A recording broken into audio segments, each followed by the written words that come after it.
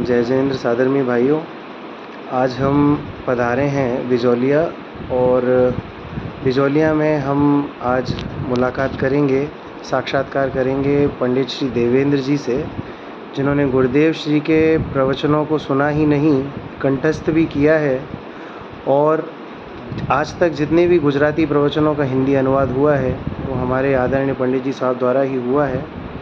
तो अब हम कुछ प्रश्न पंडित जी से आपसे करेंगे और पंडित जी साहब आपसे आग्रह करते हैं कि उन प्रश्नों का आप उत्तर दें। पंडित जी साहब जय जिनेंद्र। अभी हाल ही में आपका ऑपरेशन हुआ है आँख का, ये मोतियाबिंद का ऑपरेशन। ओके। तो अभी आराम ऑपरेशन होना है 13 तारीख को। अच्छा। तो अभी आराम है आपको? आराम। क्या दिनचर्या रह रही है पंडित जी साहब आजकल? अभी जब से डॉक्टर ने बोला 15 दिन बाद रेस्ट करने के बाद तो थोड़ा मैंने काम चालू किया। तो मेरा अभी अष्टपौड़ का जो 1973-74 की सीरीज है उसका चौथा भाग का ट्रांसलेशन का काम चल रहा है। अच्छा। और दूसरे भाग की चेकिंग का काम चल रहा है। अच्छा। तो और बाकी उसके बाद कंप्यूटर वाले के साथ बैठता हूँ तो फिर उसको मैं ट्रांसलेट कराता हूँ। क्या दरअसल अब आपकी आँख का ऑपरेशन हुआ है तो बाधा नहीं आ रही इस काम में? अभी 15-20 दिन रेस्ट किया, पूरा उस समय बंद किया, सारा काम बंद रहा था। अच्छा। अभी एकदम ठीक है तो अभी वो काम चालू है। ठीक है, थोड़ा उतना नहीं कर रहा हूँ, थोड़ा कम कर रहा हूँ, लेकिन काम चालू है। डॉक्टर से राय ले ली थी। अच्छा। उसके बाद ही अपने ये काम चालू कर रहे हैं। और मंदिर में स्वाध्याय अभी आप ले रहे हैं? मंदिर में स्वाध्याय शाम का ले रहे हैं। क्या टॉपिक चलता है? अभी हमारा रहस्य पूर्ण चिट्ठी चल रही है, समय सार चल रहा था। अच्छा। तो क्योंकि अभी परिशिष्ट आने वाला था ना, तो परिशिष्ट में मैटर थोड़ा मुझे पढ़ना पड़ता है, उसके लिए पूरा 2-3 बार के अलग अलग गुरुदेव के प्रवचन ये वो सब पढ़ना पड़ता है। जी। तो फिर मैंने वो अभी उसको थोड़ा स्थगित किया। मैंने कहा ये ऑपरेशन का सब काम निबट जाए तो बाद में वो वापस परिशिष्ट से शुरू करेंगे। तो अभी रहस्यपूर्ण चिट्ठी चलाया है। तो रहस्यपूर्ण चिट्ठी से कुछ अंश आप हमें भी बताएंगे?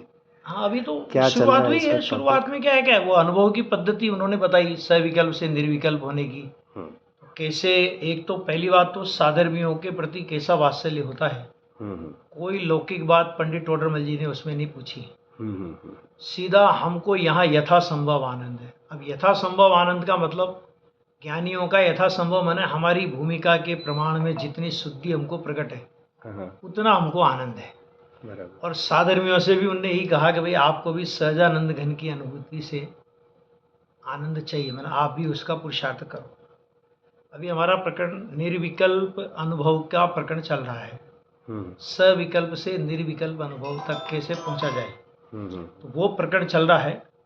उसमें वो बात आई कि आत्मा की अनुभूति के पहले आत्मा के विचार होते हैं, अनेक प्रकार के विचार होते हैं, लेकिन विचार में भी नहीं अटकता हुआ स्वभाव सन्मुखता का बल बढ़ाता हुआ ज्ञानी आत्मा की अनुभूति को प्राप्त करता है।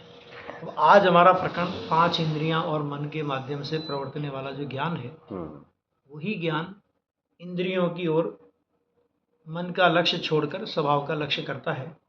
निर्विकल्प अनुभव रूप कैसे परिणमित होता है वो सारी चर्चा उसमें आएगी। कुछ प्रेरणा वाली बातें भी थी।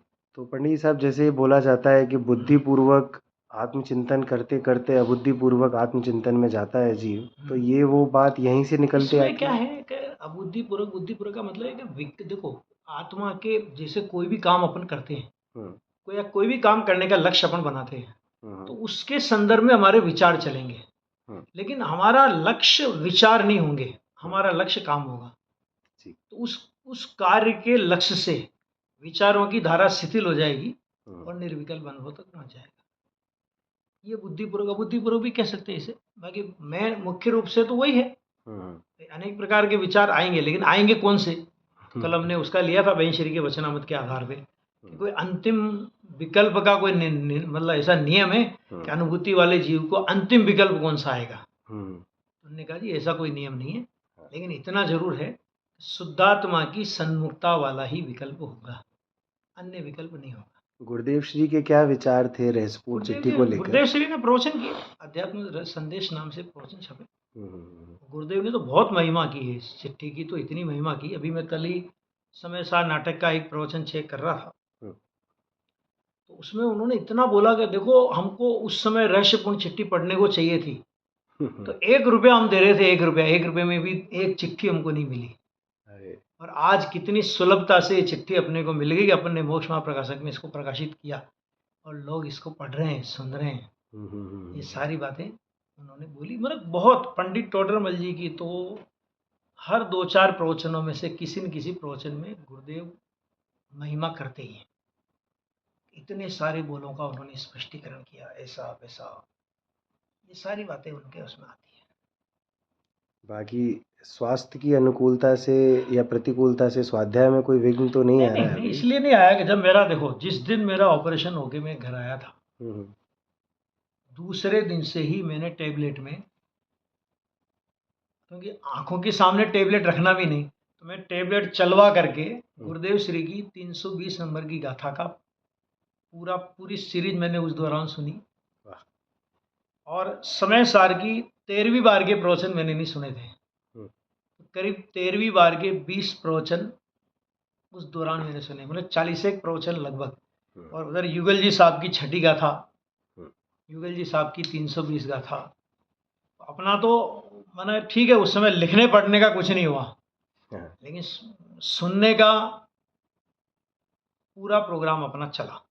मतलब शरीर की प्रतिकूलता को भी आपने अनुकूलता में बदल क्या दिया। है, प्रतिकूलता तो कुछ नहीं है। देखो, प्रतिकूलता तो ये है कि अभी ऑपरेशन हो गया तो पहले से अच्छा उसमें विजन आया आंख में, अभी दूसरे का हो जाएगा तो और अच्छा विजन आएगा, तो आंखें और ज़्यादा अच्छी होगी तो और अपन जिन शासन की ज़्यादा सेवा कर सकेंगे, तो गुरुदेव श्री के विजन को आप और अच्छी तरह प्रस्तुत कर ज़्यादा पाएंगे। अच्छा, मैंने और ज़्यादा काम थोड़ा स्पीडली बढ़ेगा ना। तो अपनी तो भावना ये है कि जितना ज़्यादा से ज़्यादा ये काम हो जाए उतना अच्छा है। चलिए, आपका आशीर्वाद इसी प्रकार हम सब पर बना नहीं, रहे। आशीर्वाद तो देखो सब ज्ञानी धर्मात्माओं का है, अपन सब उनके आशीर्वाद में जी रहे हैं, है ना।